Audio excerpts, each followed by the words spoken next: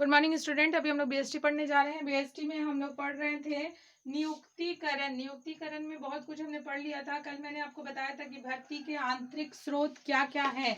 आज हम लोग का क्वेश्चन है भर्ती के आंतरिक एवं बाह्य स्रोतों में अंतर स्पष्ट करें। भर्ती के आंतरिक एवं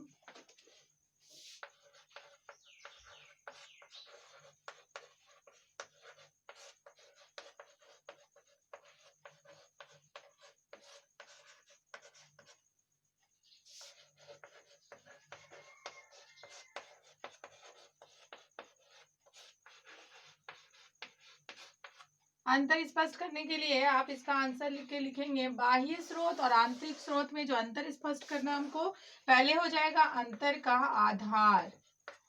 अंतर का आधार फिर हो जाएगा बाह्य स्रोत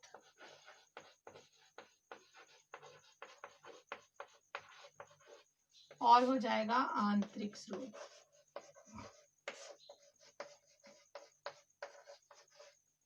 ठीक है। भर्ती के आंतरिक एवं बाह्य स्रोतों में अंतर स्पष्ट करें। भर्ती के आंतरिक और बाह्य स्रोतों में निम्नलिखित अंतर है। सबसे पहले अंतर का आधार में हम लोग लिखेंगे इसका अर्थ क्या होता है। तो सबसे पहला अंतर का जो आधार है वो है अर्थ। अब हम लोग क्या समझते हैं कि बाह्य स्रोत किसे कहते हैं और आंतरिक स्रोत किसे कहते हैं। देखिए, आंतरिक स्रोत में यह संस्था के अंदर से कर्मचारियों की भर्ती करने की प्रक्रिया है और बाह्य स्रोत से अर्थ है। बाह्य स्रोत का अर्थ है यह संस्था के बाहर से कर्मचारियों की भर्ती करने की प्रक्रिया है। यह संस्था के बाहर से कर्मचारियों की भर्ती करने की प्रक्रिया है। और आंतरिक स्रोत में हो जाएगा यह संस्था के अंदर से कर्मचारियों की भर्ती करने की प्रक्रिया है। इसमें जो कर्मचारी, आंतरिक स्रोत का मतलब होता है जो कर्मचारी हमारे यहाँ पहले से थे, उन्हें किसी कारणवश निकाल दिया गया था या उन्हें काम ना होने की वजह से बैठा दिया गया था, या तो फिर जो लोग हमारी कंपनी में काम कर रहे हैं उनके पुत्र, उनके मित्र, उनके सदस्य, उनके रिश्तेदार में से यदि किसी को कर्मचारी बनाकर बुला लिया जाए तो वो आंतरिक स्रोत होता है। ठीक है। और बाह्य स्रोत मतलब होता है कि बाहर से आवेदनों द्वारा अपने अपने यहाँ कर्मचारियों की नियुक्ति करने को बाह्य स्रोत कहते हैं। अब हम लोग देखते हैं इनका आधार क्या है। दूसरा नंबर में लिखिए आधार।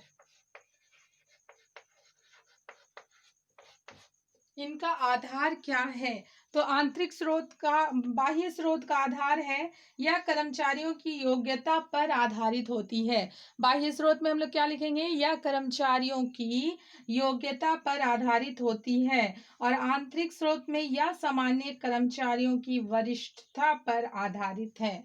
ठीक है। बाह्य स्रोत में है यह कर्मचारियों की योग्यता पर आधारित होती है और आंतरिक में लिखेंगे या सामान्यता कर्मचारियों की वरिष्ठता पर आधारित होती है। तीसरा लिखिए व्यय। तीसरा इसका आधार जो है वह है व्यय। व्यय में हम देखते हैं कि आंतरिक स्रोत, पहले बाह्य स्रोत में देखते हैं व्यय में यह प्रणाली अत्यधिक व्ययपूर्ण है। बाह्य स्रोत में क्या होता है, यह प्रणाली अत्यधिक व्ययपूर्ण है। और आंतरिक स्रोत में यह प्रणाली कम व्ययपूर्ण है। क्योंकि देखिए बाह्य स्रोत के हिसाब से, बाह्य स्रोत के द्वारा अगर हम कर्मचारियों की नियुक्ति करते हैं तो हमें पहले आवेदन निकालना पड़ता है, फिर उसके बाद उस आवेदन को छांटना पड़ता है, फिर जो लोग उसके योग्य होते हैं उन्हें ट्रेनिंग या प्रशिक्षण दिया जाता है। ठीक है। लेकिन आंतरिक स्रोत में तो ऐसा नहीं होता। क्यों नहीं होता, अगर पहले से कोई कर्मचारी हमारे यहाँ थे, वो अच्छे थे और अच्छे से कार्य कर रहे थे तो हम उन्हें बुला सकते हैं। अगर हम उन्हें बुलाते हैं तो हमें ना ही आवेदन की ज़रूरत पड़ती है और ना ही प्रशिक्षण की ज़रूरत पड़ती है। उसके बाद फिर अगर हम आंतरिक स्रोत से कर्मचारियों की बहाली करते हैं तो हमें आवेदनों की ज़रूरत नहीं पड़ती, जिसमें व्यय कम होता है। फोर्थ नंबर देखिए भर्ती का आधार 4 नंबर में है भर्ती का आधार। भर्ती का आधार क्या होता है, किस हिसाब से इसमें भर्ती ली जाती है? भर्ती का आधार बाह्य स्रोत में देख लीजिए, भर्ती का आधार, इसमें चयन का क्षेत्र व्यापक होता है, इसमें चयन का क्षेत्र व्यापक होता है, अतएव योग्य कर्मचारियों के भर्ती की अधिक संभावना होती है। बाह्य स्रोत में क्या होता है, अधिक से अधिक फॉर्म आते हैं, बाहर के लोग ज़्यादा से ज़्यादा जानते हैं, जिसकी वजह से ऐसा माना जाता है कि बाह्य स्रोत से अधिक बाह्य स्रोत से अधिक योग्य कर्मचारी हमारे बिजनेस में आते हैं। लेकिन आंतरिक स्रोत में क्या होता है, इस प्रणाली में योग्य कर्मचारी की भर्ती होना आवश्यक नहीं है, क्योंकि चयन का क्षेत्र सीमित होता है। आंतरिक स्रोत में मान लीजिए कोई अपने रिश्तेदारों को ही लगा देता है और उन्हें रख लिया जाता है। अब वो कितने योग्य है उससे मतलब नहीं है, उनको फिर योग्य बनाना पड़ता है या योग्य करना पड़ता है, ठीक है। लेकिन अगर बाहर से कुछ लोग आते हैं, बाहर से इसकी चयन प्रणाली होती है, तो वो इस पद के हिसाब से पूरी तरह से क्वालिफाइड होते हैं या ट्रेंड होते हैं, तो फिर उनकी भर्ती की जाती है, तो उसमें योग्य लोगों के आने की संभावना अधिक होती है और आंतरिक स्रोत से योग्य लोगों की आने की संभावना कम होती है।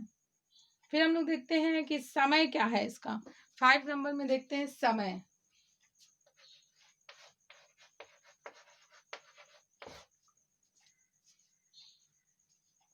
समय में आप देख लीजिए, समय में बाह्य स्रोतों के लिए है, बाह्य स्रोतों से भर्ती करने में अपेक्षाकृत अधिक समय लगता है और आंतरिक स्रोतों से भर्ती करने में अपेक्षाकृत कम समय लगता है, ठीक है।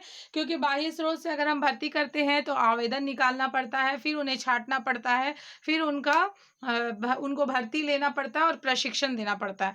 परंतु आंतरिक स्रोतों से अंदर ही अंदर काम हो जाता है, तो उसमें बहुत अधिक समय नहीं लगता। और इसमें 6 नंबर में आप लिख लीजिए क्षेत्र, इनका क्षेत्र क्या है।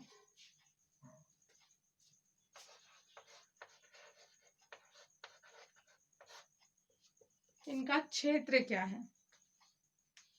क्षेत्र में हम देखते हैं कि बाह्य स्रोत का क्षेत्र व्यापक होता है, बाह्य स्रोत का क्षेत्र व्यापक होता है, इसमें चयन का क्षेत्र व्यापक होता है और आंतरिक स्रोत में चयन का क्षेत्र सीमित होता है, ठीक है। इस तरह से आप समझ गए कि भर्ती के आंतरिक एवं बाह्य स्रोतों के क्या क्या अंतर हैं। क्योंकि बाह्य स्रोत जैसे पता चल रहा है बाहर से भर्ती करना और आंतरिक स्रोत मतलब अंदर से भर्ती करना।